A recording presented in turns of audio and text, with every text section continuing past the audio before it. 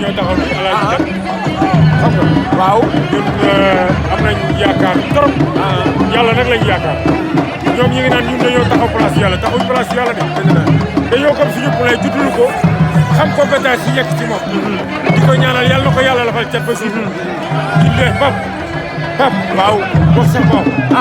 yàggatul te 3 jours a ci des dañ ne nag ñoom waar bi suulee dañuy dox suñu kaw ñu leen di déglu pap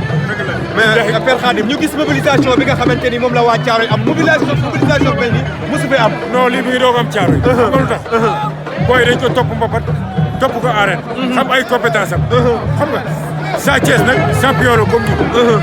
mais dañu gëm ni ñun Sa Thiès mënuñoo déranger li tax mënuñoo déranger mooy mbër mi ñu jox dañ koy ñaanal yàlla na ko yàlla defal jàmm fair play rek lañ wax nee nañ nag très important nee nañ nag ñoom seen supporters yi ci kaw dañ ñuy yebal ñu sànni ñuy xeer man kay teel a wax ma kat service d'ordre bi ñu jël seen gar ñu ñëw wul suñu bopp lii xëyul stade ñëpp am nañ billet yàlla ñu yàlla defal jàmm incha allah